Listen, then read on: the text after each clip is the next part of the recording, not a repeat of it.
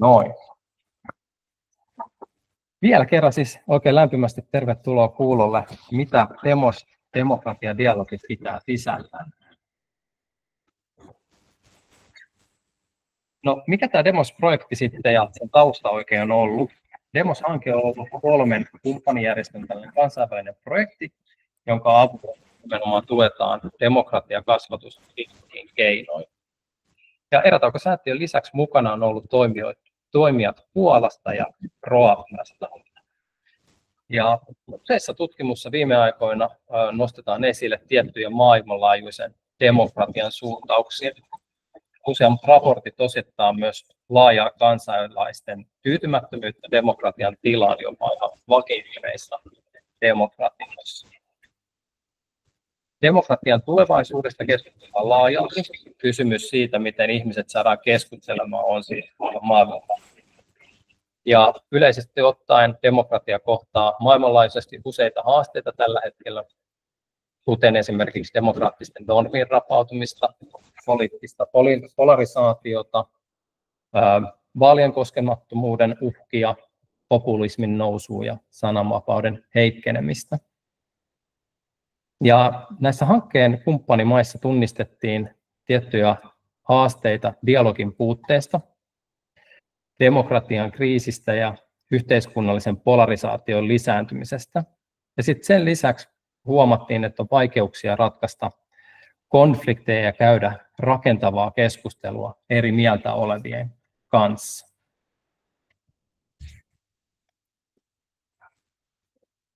No, demokratiadialogit hankkeella pyritään nimenomaan vastaamaan ainakin osaan näistä edellä mainituista demokratian haasteista, kannustamalla ihmisiä käymään dialogia tärkeistä yhteiskunnallisista aiheista. Hankkeen tavoitteet ovat olleet lisätä yhteiskunnallista dialogia, parantaa kansalaisten dialogitaitoja sekä auttaa kansalaisia oppimaan lisää demokratiasta rakentavalla tavalla. Ja jos ajatellaan näitä 3 ensimmäistä tavoitetta, niin niiden avulla ajatellaan, että sitten vahvistetaan sitä demokratiaa. Ja dialogitaitojen lisäämisen ohella menetelmän tavoitteena on myös kannustaa sitten osallistujia sitoutumaan vähän kansalaistoimintaan niissä omissa paikallisyhteisöissä.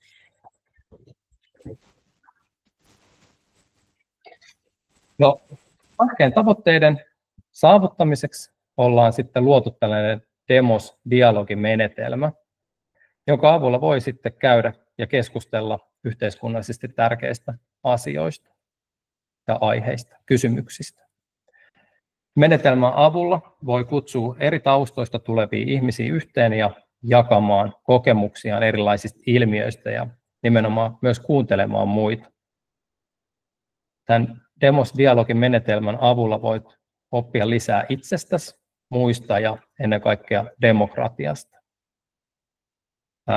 Dialogi, elinikäinen oppiminen ja itsensä kehittäminen voivatkin olla ratkaisevia vastauksia ihmisten kohtaamiin haasteisiin. Tämä, niin kuin mainitsin aluksi, Demos-dialogi-mallin pohjana on erätaukomenetelmä, jonka myös erilaiset erätaukotyökalut voi toimia sitten todella hyvin myös Demos-dialogien apuna. Ja tulette varmaan tässä vielä huomaamaan tiettyjä yhtenäisyyksiä tai tuttuja piirteitä, mitä erätauossa on myös tästä Demos-dialogeissa.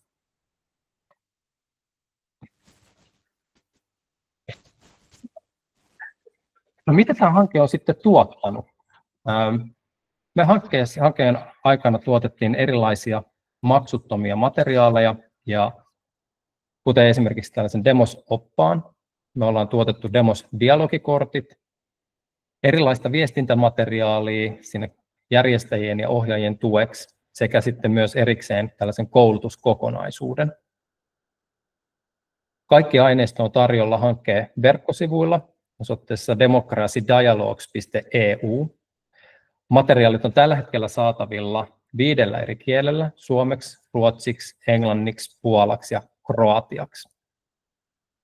Ja me ollaan tuotettu myös erikseen saavutettavat materiaalit näille kielille, eli ne löytyy myös verkkosivuilta sitten ladattavina.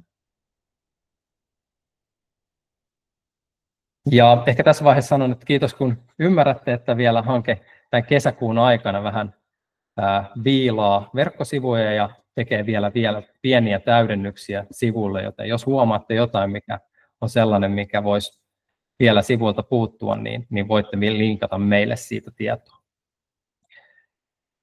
Suoralinkin lisäksi te pääsette Demos verkkosivuille myös tuolta Erätauko-säätiön verkkosivujen kautta. Ja me ajatellaan, että näistä Demos-menetelmästä, tästä meidän Demos-menetelmästä niin hyötyy erityisesti kaikki, jotka edistää eri tavoin demokratiakasvatusta ja yhteiskunnallisien asioiden käsittelyä, esimerkiksi kouluissa tai oppilaitoksissa tai kunnissa osallisuustyön tai kansalaiskeskusteluiden parissa, tai sitten miksei myös jopa ihan harrastustoiminnassakin. Demokratiadialogia voi käydä esimerkiksi yhteiskuntaopintunneilla tai tosiaan kuntalaiskeskusteluissa tai siellä erilaisissa harrastustoiminnan tapaamisissa. No nyt mä ajattelin seuraavaksi käydä vähän läpi tarkemmin ja pureutua näihin, että mitä nämä eri tuotetut osa tästä Demos-kokonaisuudesta pitää sisällään. Ja mennään Demos-dialogioppaaseen ensiksi. Ja opas on laadittu Demos-dialogien järjestäjille ja ohjaajille erityisesti, ja kaikille myös ihan niin kuin demokratia- ja dialogista kiinnostuneille. Tämän oppaan avulla pääset tutustumaan demokratiaan kytkeytyviin käsitteisiin sekä sitten dialogin mahdollisuuksiin. Oppaan sivuilta tulet löytää hyödyllistä tietoa ja aktiviteetteja ja työkaluja, jotka auttaa sinua järjestämään sitten omia Demos-dialogeja. Tämä Demos-dialogi pitää sisällään esimerkiksi Demos-tutkimuksen tuloksia. Ja tästä mä voisin lyhyesti kertoakin, että tämän hankkeen aikana tällainen Demos-hankkeen oma tutkijaryhmä käynnisti lyhyen tutkimuksen demokratiakäsityksistä näissä hankkeen kumppanimaissa ja Euroopan unionissa. Ja tästä tutkimuksesta laadittiin sitten raportti, mikä antoi kyllä tosi arvokasta tietoa siitä, että minkälaisia toiveita tai huolenaiheita kansalaisilla on tällä hetkellä demokratian tilasta. Ja oikeastaan nämä avainkäsitteet, mitkä tästä tutkimuksen pohjalta nousikin, niin muodostaa nyt sitten perustan näille Demos-korteille, mistä kohta kerron vähän myös tarkemmin lisää. Tuo itse tutkimus on sitten vielä, tutkimusraportti on vielä erillisenä luettavissa tuolla Demos-verkkosivuilla, tällä kertaa kylläkin englanniksi. Mikä muuta tuo opas pitää sisällään, niin on vinkkejä siihen, kuinka voit olla parempi kuuntelija ja aktiivisempi osallistuja dialogissa. Käytännönläheiset Demos-työkalut, dialogityökalut auttaa sinua myös harjoittelemaan näitä taitoja. Demos-opas neuvoo sinua ehdottomasti oman dialogin suunnittelussa, osallistujien määrittelyssä ja kutsumisessa muun muassa keskusteluun. Lisäksi oppaaseen on koottu tällainen muistilista, mikä tuossa dialogin näkyy, mitä tarvitset Demos-dialogin järjestämiseen ja miten myös onnistut Demos-dialogin ohjaamisessa. Löytyy vinkit sieltä oppaasta.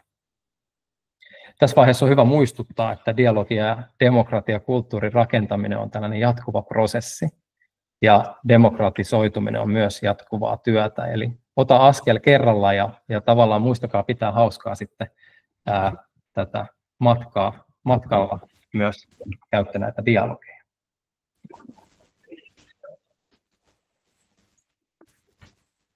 No, menetelmä on puolistrukturoitu dialogimenetelmä ja jokaisessa dialogissa on ohjaaja, joka varmistaa, että kaikki pääsee mukaan keskusteluun ja että osallistujat kunnioittaa toinen toisiaan. Kasvotusten käytävissä keskusteluissa suositellaan, että osallistujamäärä olisi noin 5-12 ja etänä tämä lukumäärä voi olla vähän pienempikin, 4-6 henkilöä. Sekä ohjaajan että osallistujan tärkein työkalu on sitten Demos-dialogin pelisäännöt, mitkä tässä näkyy teille. Ja ohjaaja esittelee nämä pelisäännöt sitten osallistujille etukäteen ja käy ne läpi vielä dialogin alussa, kuten ihan samalla tavalla erätaustadialogissa.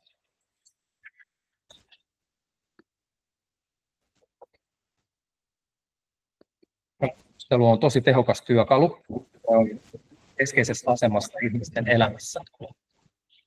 Siltikin on välillä vaikea puhua ääneen ja kuunnella muita uteliaasti silloin, kun se olisi tarpeen. Meillä kaikilla on erilaisia vahvuuksia ja heikkouksia keskustelutaitojen suhteen, ja me ollaan kasvettu ja kasvetaan erilaisissa yhteiskunnissa, kulttuureissa ja perheissä. Meillä saattaa olla myös erilaisia tarpeita tyydytettävänä, jotta oltaisiin valmiita osallistumaan keskusteluun. Jotkut keskustelut ja keskustelun aiheet on helppoja meille ja toiset taas voi olla aika paljon vaikeampiakin. Ihmisillä me ei koskaan voida olla oikeastaan täydellisiä dialogin suhteen, mutta voidaan kuitenkin harjoitella niitä dialogisia taitoja iästä riippumatta. Ja se oikeastaan on aika lohdullista. Demos-dialogikortit käsittelee erilaisia demokratiaan ja eurooppalaisiin arvoihin liittyviä kysymyksiä, dilemmoja, haasteita ja arvoja. Nämä dialogikortit on keskeinen työkalu demokratian ohjaamisessa, ja niiden tarkoituksena on syventää sekä ohjaajien että osallistujien ymmärrystä keskeisistä demokraattisista haasteista.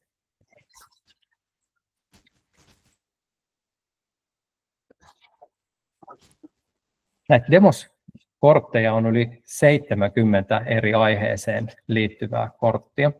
Ja kortin yläreunasta löytyy aina tällainen kyseisen aiheen lyhyt määritelmä, mikä toimii parhaimmillaan sen dialogin alustuksena. On myös mahdollista, että sä voit pitää keskustelijoiden lyhyen vaikka oppitunnin tai perehdytyksen tähän tiettyyn valittuun aiheeseen liittyen, jonka jälkeen sitten lähdetään keskustelemaan tästä aiheesta.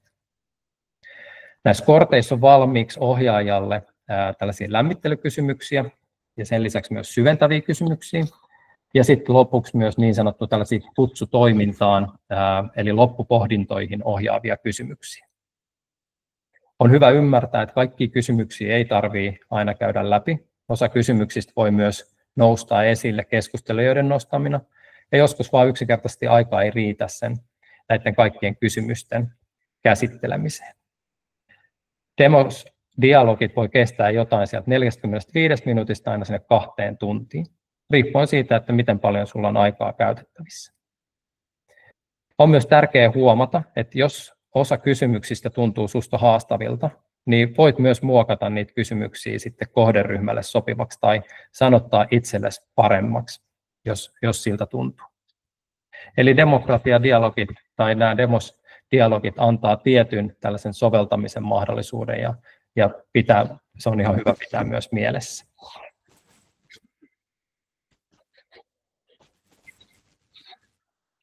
No, sen lisäksi meillä on demos-keskusteluiden järjestäjille ja ohjaajille tukena muun muassa erätauosta tuttuja työkaluja. Ja tässä lyhyesti näytte myös käsikirjoituksesta pohjaa, eli käsikirjoituksen lisäksi meillä on myös kutsupohja, mistä löydätte valmiita sanotuksia keskustelun esimerkiksi juoksutukseen tai vinkkejä myös ohjaajalle eri dialogin hetkiin tukemaan sitten sitä tasavertaista ja rakentavaa keskustelua. Ja esimerkiksi käsikirjoituksen muoto pohjautuu vahvasti erätaukoon ja sieltä löydätte varmaan paljon tuttuja elementtejä, eli voitte lisätä oman valitun otsikon aina tuonne, kun suunnittelette. Sen lisäksi siellä on valmiita tuollaisia sanotuksia ja ohjeet, miten käsikirjoitusta voi lukea ja hyödyntää.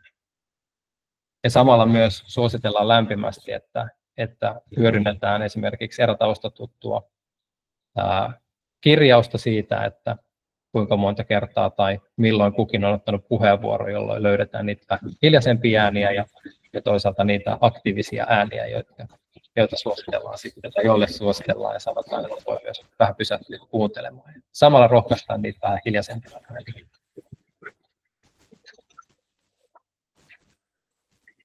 No, näiden työkalujen lisäksi me tullaan tarjoamaan ohjaajakoulutusta. Jos sulla on eräkoulutus, niin se riittää kyllä demos-dialogiin, mutta me suositellaan myös demos-dialogikoulutusta tai ohjaajakoulutusta. Ja näissä demoskoulutuksissa keskitytään ennen kaikkea siihen kykyyn käyttää ja soveltaa sitten hankkeen aikana tuotettuja materiaaleja ja erityisesti niitä kortteja. Ja nämä on kaikki tosiaan nämä aineistot saatavilla maksuttomasti ja avoimesti tuolta sivuilta, mutta me suositellaan kyllä lämpimästi ennen kuin lähtee ohjaamaan niin demoskoulutus. No, on syksylle jo varattu muutama koulutus, eli tiistaina 9.9. on ensimmäinen demoskoulutus lähikoulutuksena Helsingissä, ja sitten 16. ja 18. syyskuuta on tällainen kaksiosainen etäkoulutus, ja näihin voitte ilmoittautua Erätauko-säätiön verkkosivuilta, ja hiljattain tuosta linkkaattiin jo linkin, mitä kautta pääsette ilmoittautumaan.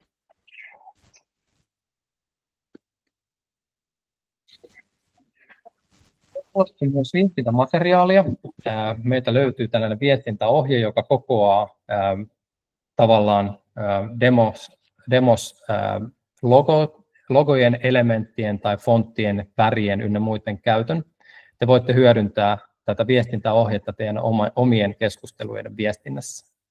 Sen lisäksi me ollaan tuotettu valmista materiaalia esimerkiksi sosiaaliseen mediaan ja verkkosivuilla, vaikka kansikuviksi, jos te haluatte julkaista omilla verkkosivuilla esimerkiksi demosdialogikutsut tai tiedot tulevasta keskustelusta.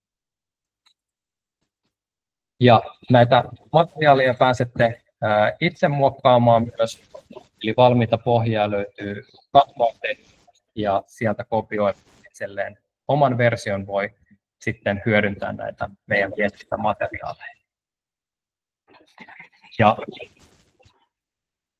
näitä materiaaleja on saatavilla sitten verkkosivujen kautta tuota pikaa, eli ne ei tällä hetkellä vielä ole ladattavissa, mutta tässä kesäkuun aikana tulee kyllä ladattavaksi. Sitten seuraava. Me toivotaan, että moni teistä innostuu demokratian dialogeista. Me suositellaan alkuun aloittaa siitä, että se on materiaalia paljon erilaisia oivalluksia herättävää. Sen lisäksi kortteihin, ja äläkä heti säikähdä, niitä on tosiaan se yli 70, mutta aiheet on varmaan monille teille tuttuja. Mutta luen niitä kortteja ja tutustu vähän, pohdi, että minkälaisia omia ajatuksia ne kortit teissä herättää, mitkä olisi sellaisia aiheita, mistä sä haluaisit lähteä heti keskustelemaan ja keiden kanssa. Osallistu tuohon meidän DEX-koulutukseen, johon voi jo nyt ilmoittautua, ja myös liity Erätauko-säätiön Demos-verkostoon, josta kaikille lähtee tämän webinaarin jälkeen viesti ja kutsu liittyä siihen verkostoon. Me Erätauko-säätiössä tuetaan ja annetaan vinkkejä, kuinka soveltaa demosmateriaaleja erilaisille kohderyhmille.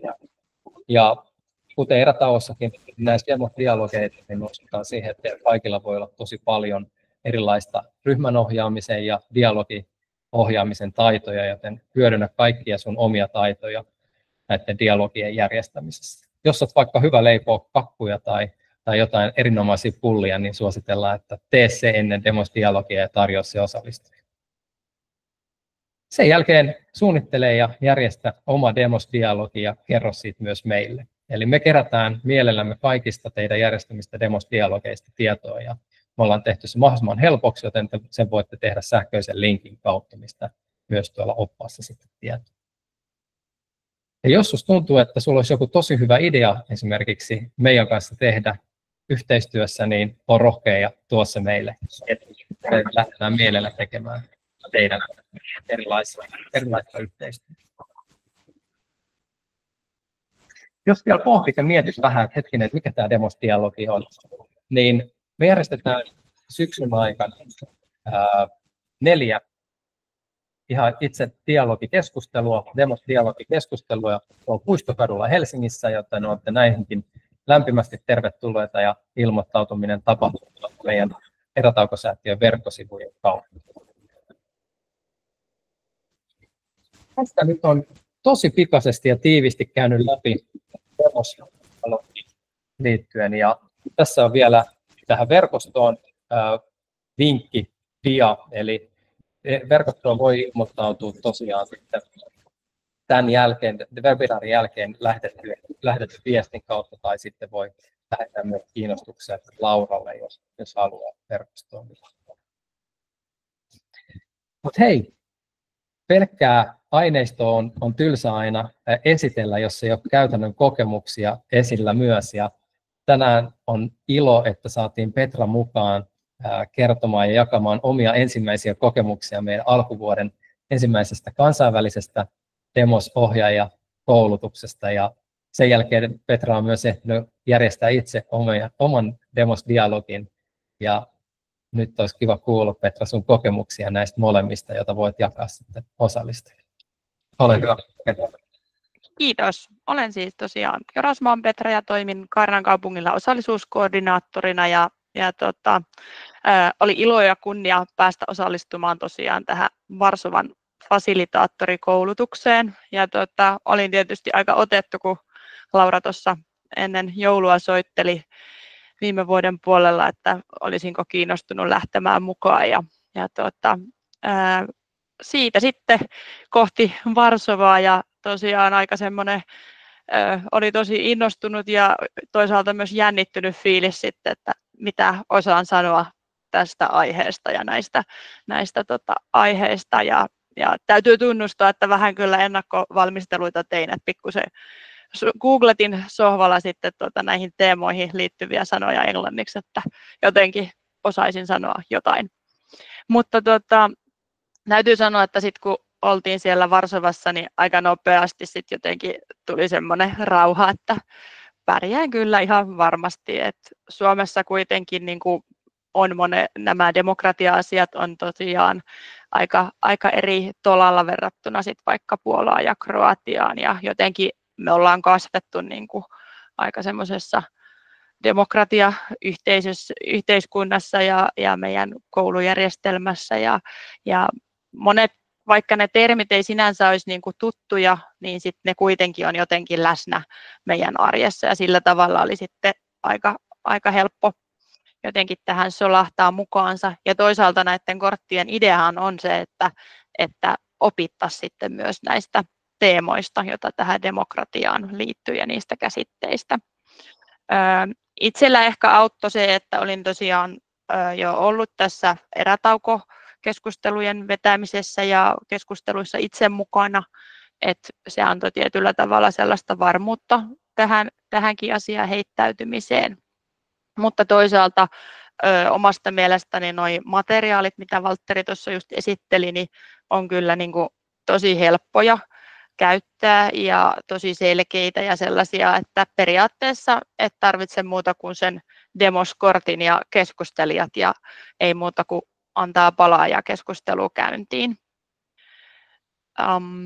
Ehkä semmoinen tärkein oivallus jotenkin itselle tuolla Varsovan reissulla oli se, että meillä yhdessä siellä harjoitusdialogissa oli semmoinen kysymys, missä pyydettiin pohtimaan niin kuin tämmöistä dialogin tilaa omassa kulttuurissa ja jotenkin niin kuin havahduin siihen ja varsinkin sen matkan jälkeen, että meillä suomalaisessa työkulttuurissa hyödynnetään tosi paljon nykyisin niin kuin dialogista ja keskustelevaa työskentelyotetta ja sillä tavalla niin kuin kehitetään asioita. Ja jotenkin oli ehkä niin kuin ilo huomata sitä, että tämä on niin kuin läsnä meidän arjessa aika vahvastikin. Meitä oli iso porukka siellä tosiaan, se 30 henkeä ja tietysti niin kuin keskustelua piisasi ja sitten se, että kun kaikki keskusteli vielä niin kuin ei omalla äidinkielellä, niin olihan se ihan aika heavy setti, että kyllä sitten illalla huomasi aina, että puhetta oli piisannut ja oli ihan mukava olla hetki hiljaakin sit itsekseen. Mutta kokemus oli kaikin puolin ehdottomasti antoisa ja jotenkin sellainen, niin kuin opin valtavasti kyllä sillä reissulla monesta asiasta ja tietysti tämmöisenä kaupunkikehittäjänä ihan muutenkin sitten tutkin ympäristöä ja tein kaikenlaisia havaintoja.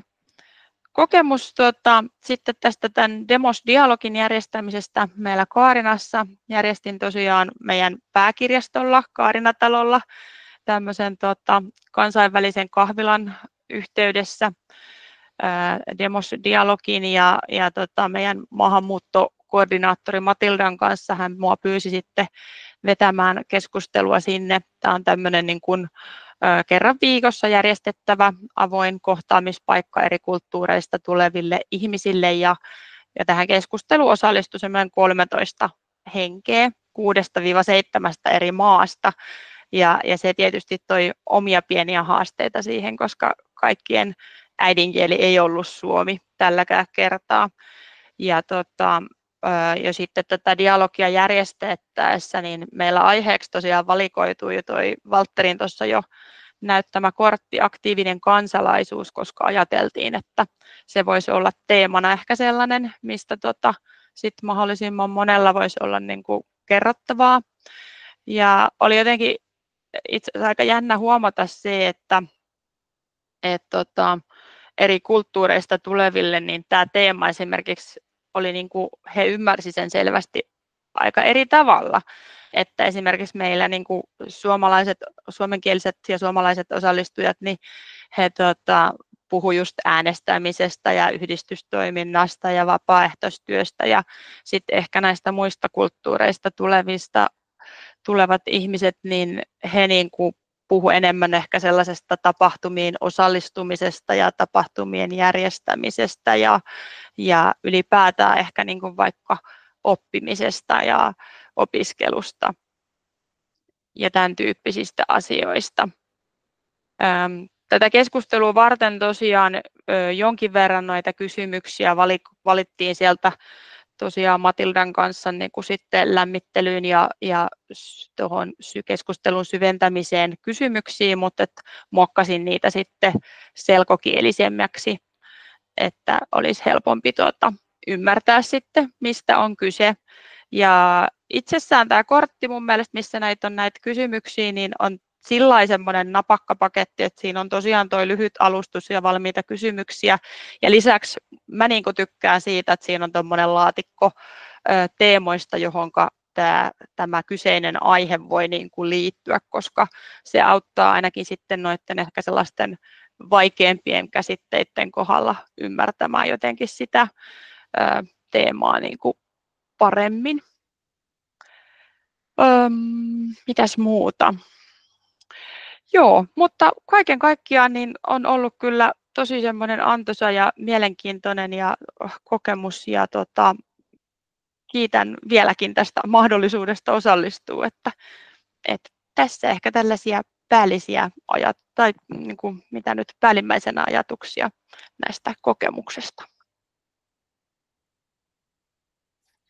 Lämmin kiitos Petra, että tulit mukaan jakamaan näitä kokemuksia ja lähdit mukaan rohkeasti, vaikka sanoitkin, että aluksi vähän tuli sellainen olo, että mihinköhän on nyt lupautunut lähtemään, mutta tämä on varmaan monesti sellaisissa vähän itselleen tuntemattomissa tilanteissa, niin saattaa olla se fiilis, mutta usein se palkitsee, niin kuin dialogikin usein palkitsee. Hei, lämpimästi kiitoksia ja tässä vaiheessa siirrytään sitten keskusteluun, ja vielä ennen kuin aloitetaan keskustelu ja kysymykset, niin lopetan tuosta tallennuksen, joten ihan pieni hetki, niin sitten päästään keskustelemaan.